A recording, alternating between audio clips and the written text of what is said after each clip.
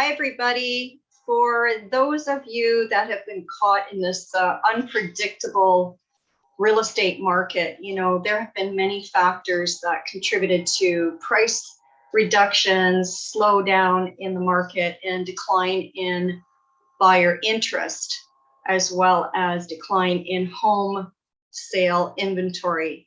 So who could have predicted the war and what that kind of impact would have on the real estate market here in the GTA, as well as in Toronto?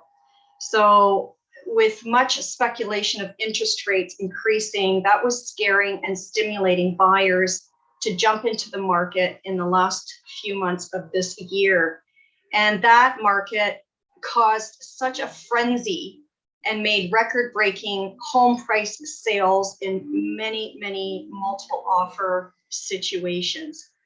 So the fast-paced market of a few months ago has now definitely changed, and it's leveling out to a more balanced market rather than the market is crashing, as the media loves to say. So what can I say about this?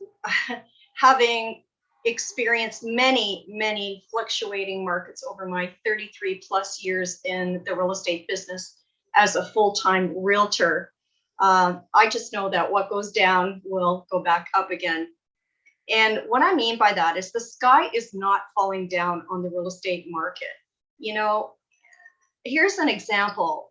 I always say we've been driving on the 401 doing 140 kilometers an hour, and the speed limit is really 110. So now we just have to drive the speed limit, which feels like a very slow market when actually it's the speed limit. So that's what's called a balanced market.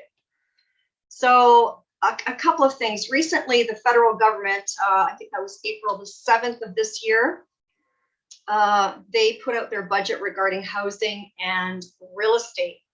And I have outlined their highlights and more detailed information in the link below. But what I really wanted to talk about was the Toronto Real Estate Board's response to that, response to the federal proposed budget. Saying, so I'm going to quote what the Toronto Real Estate Board said. They have basically said that the government brings forward they must balance the rights of sellers with those of the buyers and must reflect the provincial jurisdiction that exists in the area and must protect the rights of homeowners. And these values will guide our submissions. Governments need to ensure that they aid in solving challenges directly and do not create a host of additional challenges. Consumer choice and consumer privacy should be paramount in shaping government policy. The federal public policy should recognize the right that consumers have to privacy and should allow them to consent to the disclosure of personal information instead of penalizing home buyers and sellers and forcing home buyers and sellers to disclose their private financial decisions involving the largest transaction of their lives is a substantial overreach of the government. And they're basically talking about, the roadblocks and the red tape that is associated with the development of more housing, and proposing to suppress the foreign buyers from coming and buying properties, banning them, and also providing adequate housing supply and choice for the GTA population growth.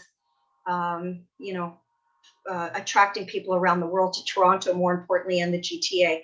So for full details, I have put a link down below.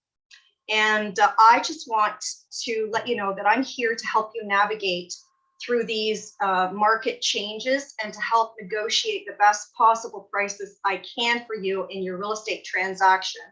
Because my sole purpose is to make sure that you ensure a smooth journey and you enjoy your adventure. And most importantly, I want to make your day.